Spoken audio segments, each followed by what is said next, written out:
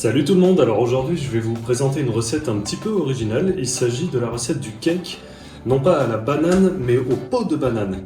Alors oui, c'est possible, oui, c'est même plutôt pas mal, c'est assez original, recette zéro déchet, anti-gaspillage. Là je vous montre, vous aurez besoin pour un cake pour environ 4 personnes de 3 bananes. Vous récupérez les peaux et vous les faites bouillir. C'est ce que j'ai fait auparavant, comme ça les rend plus faciles à mixer. Et ensuite vous avez besoin de 50 g de sucre, 80 g de farine, un demi-sachet de levure et un œuf, un seul. Il vous faudra aussi 80 g de beurre fondu, comme ça. Il faut aussi un moule à cake. Bon, moi j'ai que ça, mais ça suffira bien. Je l'ai huilé, enfin je l'ai beurré et fariné. Vous pouvez aussi utiliser du papier sulfurisé, même si c'est pas très zéro déchet. Alors, comment faire pour faire le gâteau précisément? Vous mettez les bananes dans le récipient ici. Vous ajoutez l'œuf.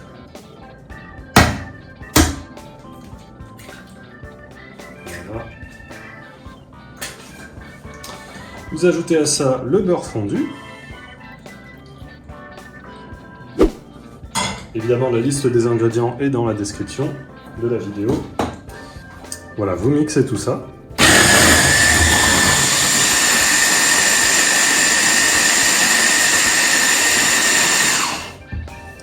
Quand c'est un petit peu mélangé, vous rajoutez aussi le sucre.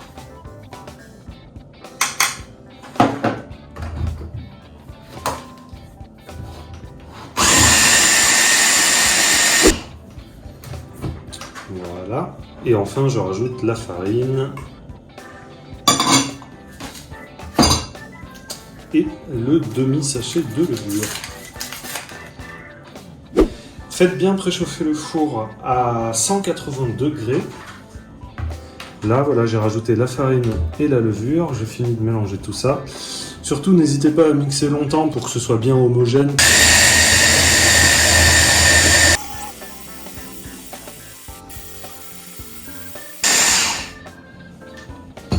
Voilà, maintenant que c'est mixé,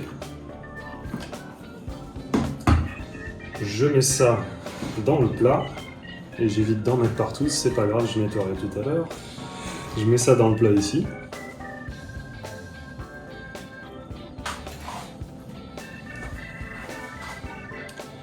Je racle un petit peu avec la maryse.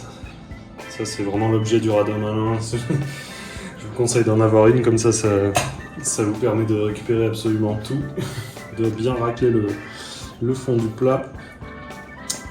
Je vous mets le lien dans la description pour la maryse et également pour le robot que j'utilise, qui est plutôt pas mal. Là, je peux vous dire déjà, ça sent la banane.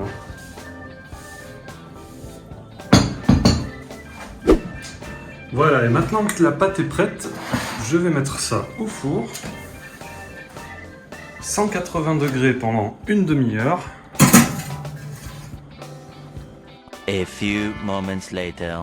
Ok, ça fait maintenant 30 minutes, alors on va voir ce que ça donne. Oups.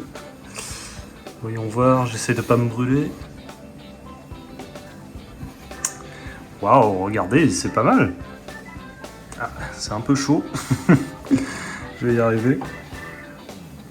Alors, on va voir ça tout de suite. Alors là, comme vous pouvez le voir, le cake est bien cuit. On va essayer de le démouler comme ça, directement. Et ça marche tout seul. Voilà, j'ai failli me brûler, encore une fois. Voilà, ben là il est encore tout chaud. Et je vais prendre un couteau pour le couper.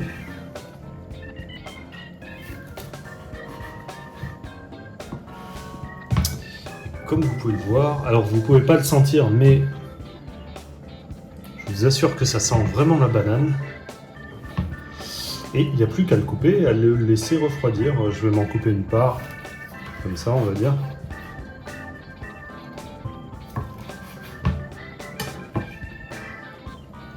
Et voilà.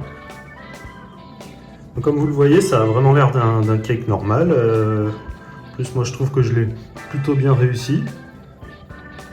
Ça sent vraiment la banane et c'est plutôt pas mal. Moi, là, c'est pas la première fois que j'en fais un, donc je sais quel goût ça et c'est très bon.